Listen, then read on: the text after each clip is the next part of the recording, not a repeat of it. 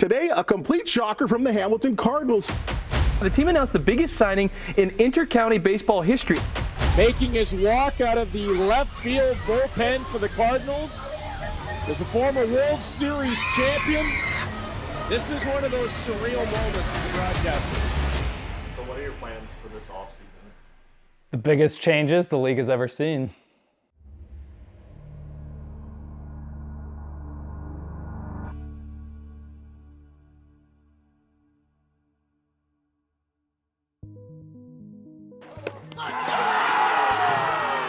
As the London Majors will celebrate a first-round series win, 3-1. They defeat the Hamilton Cardinals, and they're moving on even closer to an IBL championship. I think that kind of set a fire under a lot of us in terms of, prep for next year, what we can do better next year, but just to don't let that happen again, kind of thing. There's not a guy in this room who didn't give us everything he had when we asked him to. You guys have nothing to be ashamed about or sad about. This is the way the game is. But I want to say this, I'm going to walk out, but I want to say this before I go. I love you guys. Love you, Larry. Love you, Larry. Thanks, Larry. It's always like a bittersweet time. The guys take a long time to leave the locker room, and me and Larry are hanging around, and Larry always jokes that he needed some time to mourn the season. Sometimes the players talk about that. And we did take some time. I don't know, maybe it was a couple days, 3 or 4 days. And then we started reaching out to the players to do exit interviews. Larry and I were talking every day, so there was a day or two, I didn't hear back from him. And then I got a phone call from Larry's daughter. She told me that he was in the hospital. And I think it was the next morning that she called me again, and I remember she said he didn't make it through surgery. And what always gets me is when she told me that before he went into surgery, I was the only one that he said to call. So that always gets me. We gotten so close to Larry because he had known everything about the Cardinals, and he was really I don't want to say a security blanket, but he was always there, Larry is the type of person that he would tell me how it is, no matter what. That was a big shock to all of us. I mean, I know everyone on that team who knew Larry, who knew him well. He was our dad. We all kind of just thought Larry's the man and he's gonna live forever kind of deal. He's been around for so long now, I just figured he would be here, until I'm even done playing my career. With Larry not there, it did feel for me, it was a huge void. George took the other job, and now you don't have Larry. Those were 2 big voices in the room. They knew the league, knew the player side. That's knowledge I don't have at all. So I had to kind of look at this as a blank canvas. And in a way, not having Larry, it's now what? It's a blank canvas, and the only thing I knew how to do was okay, I'm gonna put my head down and try to apply myself a little bit more on the player side and figure out, we gotta fix this problem and do it for Larry, do it for the health of the organization. But I didn't really have anybody to check me. I'm just gonna try to proceed the best way that I can. And that was building an actual process for the baseball operations. The league had changed the rule. We're allowed to bring in a 5th import. Bernardo was retiring. We had now 2 spots to fill. We had planned on making a trip to Dominican, and I thought Larry was even gonna come with us. And so we went down to the Dominican. We brought Tyler, brought Tanner, brought Creeley, and Sophie came down as well. But part of that, I was trying to show Tyler and Tanner, okay, there's a new process here, guys.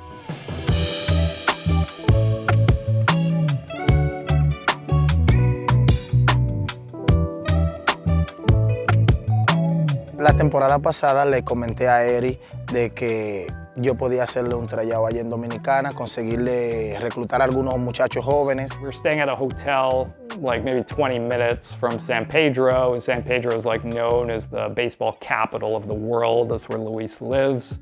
And we were holding this tryout at Jose Cano's baseball academy, which Jose Cano, I mean, he's been a well-renowned coach with the Dominican Republic. He's played in the majors, but his son, Robinson Cano, you know, is a Hall of Famer. Like, he's gonna go down as one of the best Yankees of all time.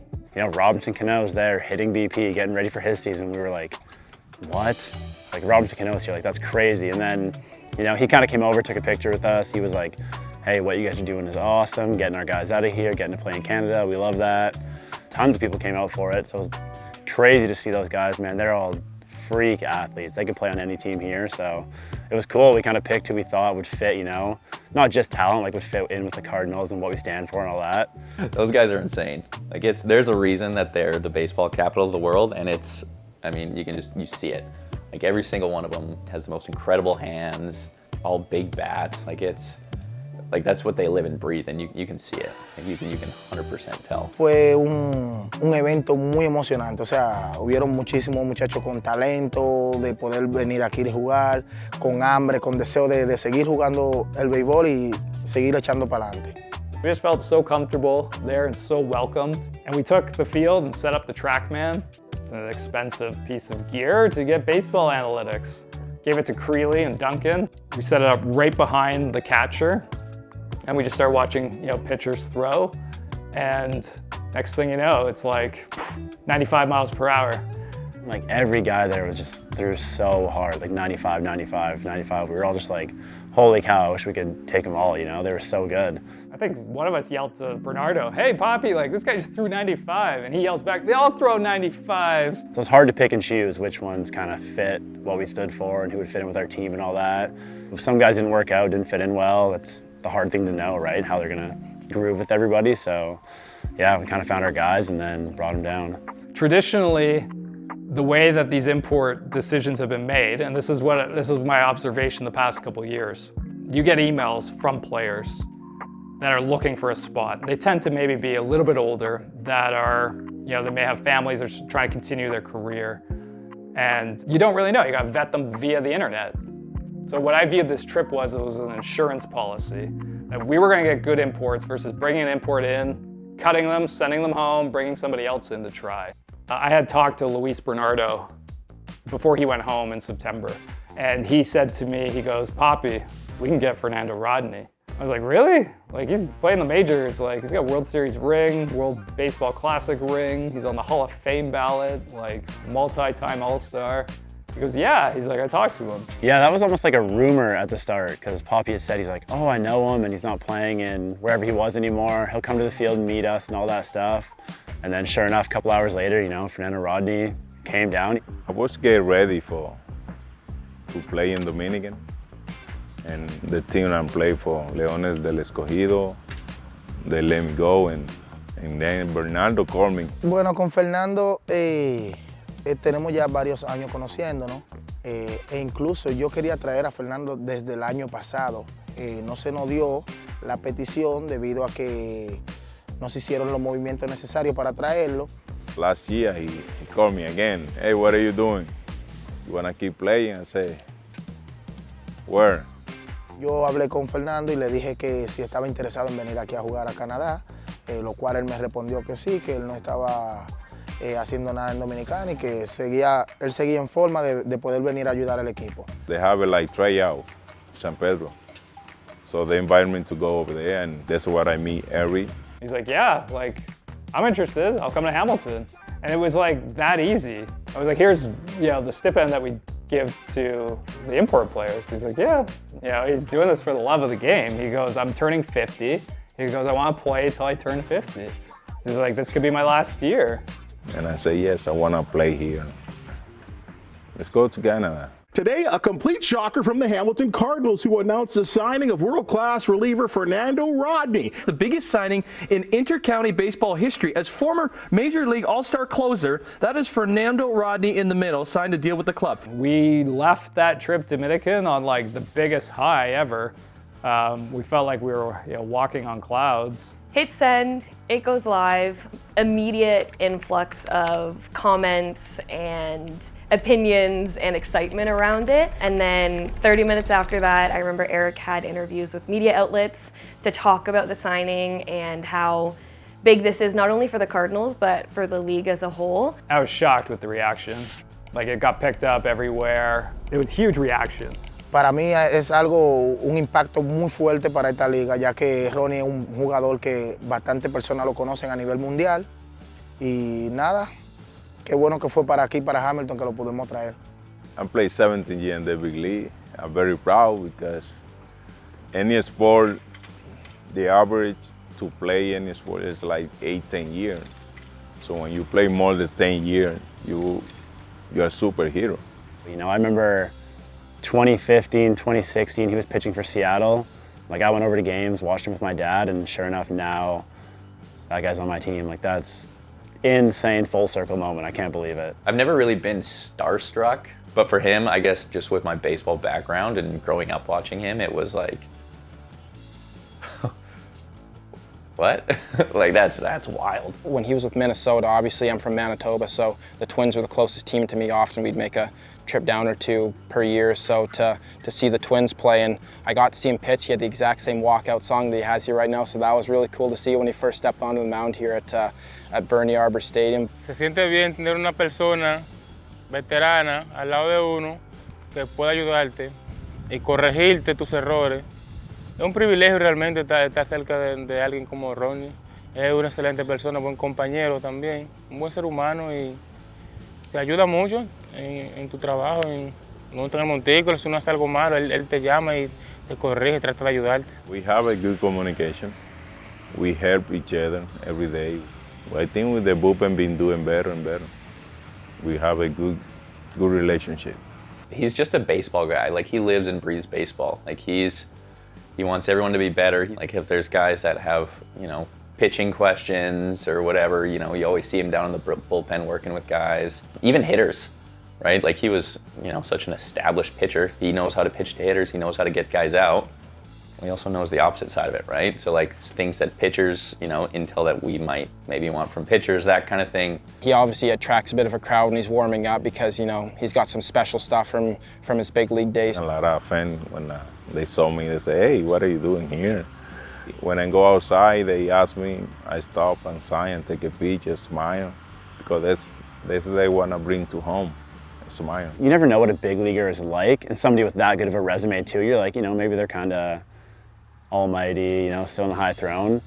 Just the nicest guy ever. Like, he's such a great guy, always willing to help guys out, teach what he's learned and stuff like that. He's about as one of the guys as you could ever expect. He's a textbook teammate. You ever need to ask a question about something, he's more than open to helping you out with something, and he's always on the bench. He's laid back, his arms out here, he's open to joking around and things like that. I mean, as far as a teammate goes, you know, you can't find a better teammate out there. He's a great guy to have around and in the clubhouse.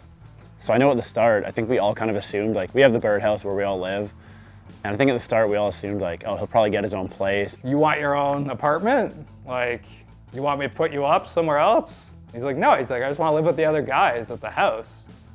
And we were all kind of like, dude, like, you want to live in a house of like 10 of us and all that stuff. And so it's just funny, man. He obviously just loves baseball, loves being with the guys. He's such a funny guy. Everybody's, you know, playing dominoes at the house. Just feel a lot more family there. We got more communication when you stay together, and the same energy you can bring to the field. I love this game. I love learning about this game because every day, no matter what level you play, you learn something.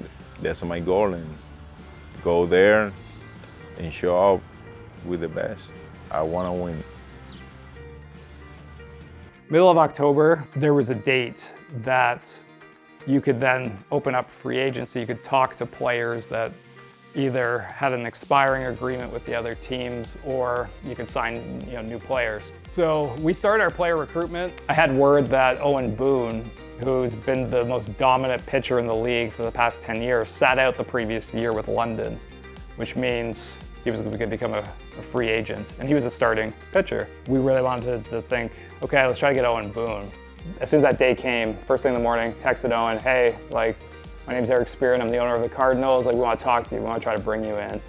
So we ended up having pretty good discussions with Owen. You know, for somebody to move to like a new team in the league, and we haven't had that much success after the 2 years, it's a bit of a leap of faith. We hadn't done much in the offseason yet, but Owen agreed. My name is Owen Boone. I'm a right-handed pitcher for the Hamilton Cardinals. I've had a lengthy baseball career. Started playing baseball when I was a kid in London, Ontario. Spent a bulk of my career there. I went to the University of Western Ontario, played there for 4 years, played for the London Majors for about 8 seasons, I'd say. In between that, I spent 1.5 seasons in professional baseball with Les Aigles de Trois-Rivières in the Can-Am League. Came back to London for a couple seasons, won a few championships, and then made the move to Hamilton. The reason I switched from the London Majors to Hamilton Cardinals, multifaceted decision that I made. At the end of the 2023 season, my shoulder really wasn't in good health. I spent the year 2024 just sort of taking a step back from the IBL and the volume that comes with it. So when I felt like I could come back to the IBL, I wanted to look at teams that were kind of closer to where I was now and start to establish more of a community for myself closer to where I lived. And Hamilton fit the bill in terms of proximity and the culture. It seemed like a really great fit, and so I jumped at the opportunity. I really learned quickly that he's super intelligent with the game. He really knows what he's doing on a day-to-day basis. If anybody's been out here and they've recorded him or seen him out here doing his recovery and his routines and that, you know that he's extensive and he knows what works for him. He's been an absolutely invaluable addition to this team, not only from how great he's been for us on the mound, but helping other pitchers and being a good clubhouse guy and being present with the team. Owen Boone, Slazo, Boato, all these guys who have years in the IBL are not only giving me baseball knowledge, but IBL knowledge, because they've played a lot of guys on other teams. It's easier to pitch whenever you have an advantage on someone. Having the veteran players in those leadership roles is incredibly important because they have the experience and ultimately they end up shaping the dynamic and the identity of the team. So when you bring in a player and their personality, people look to that personality and look to what they do with their behaviors and then can end up feeding off that. And that has this kind of contagion effect within a locker room. For newer players coming in, they just automatically, it's just a human behavior. You look to those more veteran leaders within the team, and that kind of sets the tone and it kind of spreads throughout the team. So they're very, very important in terms of the team dynamic as a whole and the team environment. It's always great having, kind of those older guys, those veteran guys on the team. They've been in almost every situation you can be on a baseball field. It helps the younger guys a ton, just with being able to keep their emotions in check. Even guys like myself too. This is gonna be my 4th year in the league, but I still get nervous every game. I still need people to kind of talk me down, help me out, that kind of thing. And those guys are great for it. Just because they've been there, they've done that. There's a sense of comfort when you're around those guys who can talk you through things, help you out, all that kind of deal. I think every year since Eric's kind of taken over, you come in so optimistic. They've made so many good moves in the offseason. It seems like things are going the right way, and especially this one, everybody's chomping at the bit to get back out here and play. So we played the preseason game in St. Mary's at the Baseball Hall of Fame against Ontario Blue Jays. And that was the first time we got a chance to actually look at all the guys. We had a lot of guys. We showed up to that with almost a full 25-man roster, and for myself, it was meeting most of the guys for the first time and then getting back to playing live baseball. Documentary crew already out, huh? I've never met so many new people before I was about to play a game on the same team as them. So that was crazy, but it was a lot of fun. So we pulled up on the bus, like our new team bus that everyone had been so excited about. It was a lot of just like meet and greet, kind of see who you got, try and remember everybody's names. I remember everybody was really tall, and so I was like, wow, we look like we'd be great in a street brawl, right? Our 25 against any 25, we do really well. So those were like my initial thoughts.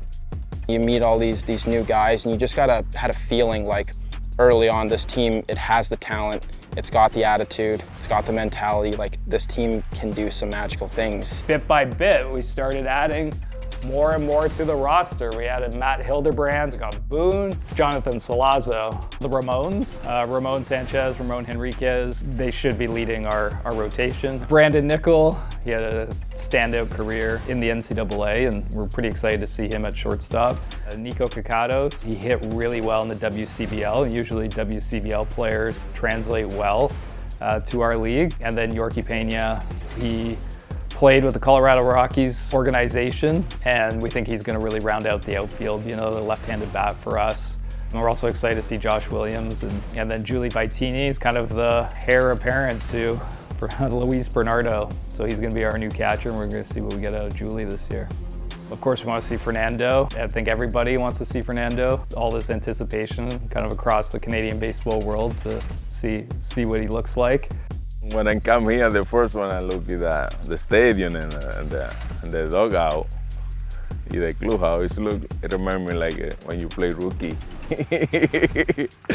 And I say, oh, I'm gonna play rookie again.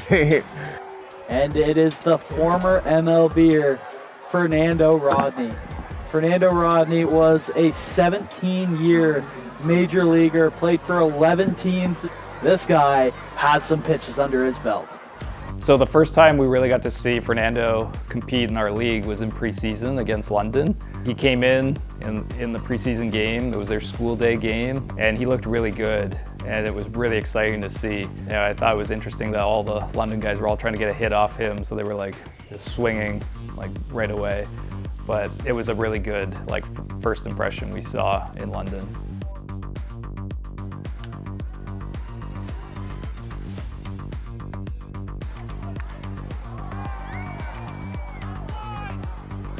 I think going into the season, there was just a lot of excitement around, you know, like all the new things that are happening, the new faces. Everyone's just looking forward to what the new season has to offer, all that kind of thing.